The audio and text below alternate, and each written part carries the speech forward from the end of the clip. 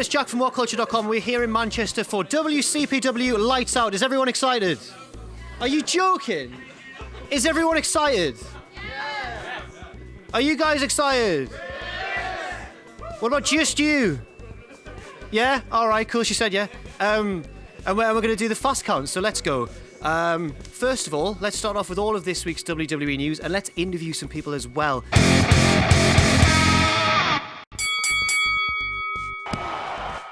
Does anyone want to talk about Dean Ambrose? She doesn't know, okay. Does anyone want to talk about Dean Ambrose being the new Intercontinental Champion on SmackDown? What is this? Usually when I do stuff like this, I swear everyone's well interested in getting involved. Does anyone want to... Go on, mate, go on. I don't want you to lose your place in the queue, though, so I'll be quick. What do you think of Dean Ambrose being the new Intercontinental Champion? He obviously beat The Miz. Is it good or bad? Bad decision. Why? I love Ambrose. Ambrose is my favourite wrestler, but the worst decision. The Miz has been doing great with it. Should have kept it before, and he shouldn't have lost it in the first place. Just a bad decision, I think. I do quite agree, but I hope that maybe this will lead to more of a main event push for The Miz in the future. I hope so, but I'm hoping Corbin takes that now. I think Corbin should be the main event bad guy, maybe with Cena. Alright, well thank you very much, mate. Anyway, enjoy the show. Cheers, man. Next up we have the news that Chris Hero has returned to NXT under the guise of Cassius Ohno. He of course was pictured with Triple H on Twitter. His father, Triple H, I assume he's the dad of every indie star who comes into NXT.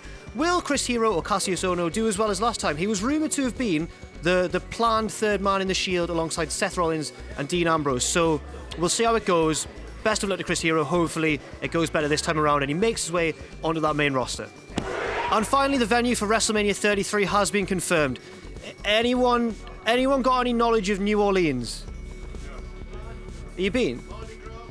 Mardi Gras, WrestleMania 33, not during Mardi Gras, but hopefully it'll be good. I've heard it's a really good city. I've heard the Bourbon Street's nice. Did anyone go to WrestleMania 30? What's with this crowd, honestly? Let's pretend you did, sir. Was it good? What's the best thing about New Orleans? The party. New Orleans, WrestleMania 33. The party. Next, it's time for all the news from elsewhere in the unbelievable world of professional wrestling, and where else to start but that main event of Wrestle Kingdom 11 between Kenny Omega and Kazuchika Okada, a match which Dave Meltzer has rated 6 stars, which makes it the best match of all time, I guess.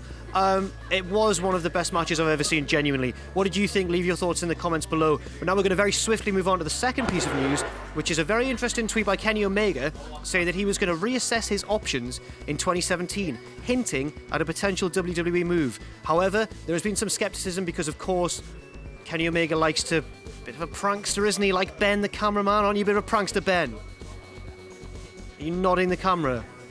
What a joker you are.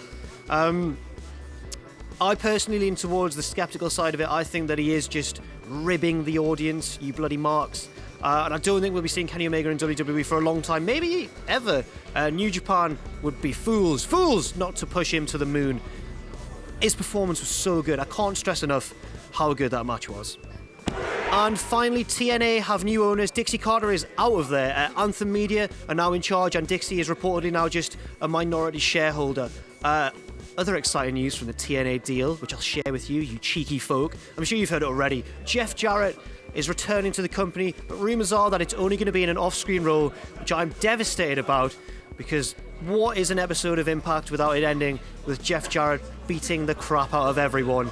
Truly, he and Goldberg are the strongest wrestlers ever in kayfabe terms.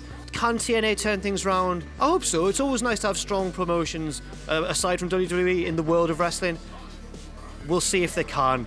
I'm not too hopeful. And finally, of course, it's time for takeaways. This week, we've only got one takeaway. Who's going to win the Royal Rumble? Anyone? AJ? Who else? Who's going to win the Royal Rumble? Cena. I think Undertaker, maybe? Yeah, that came... No. Styles. Who's going to win the Royal Rumble? Finn Balor? Jericho? Goldberg? Baron Corbin? Sorry? Big Show. How can anyone eliminate the 7-foot, 500-pound Big Show? You've heard it here first. Big Show's going to win the 2017 Royal Rumble. That calls an end to maybe the least enthusiastic crowd I've done a fast count in front of live. You selfish marks. How dare you? But without further ado, I've been Jack from WhatCulture.com. You can follow me on Twitter at AdamTheBlonpier, and I'll see you soon.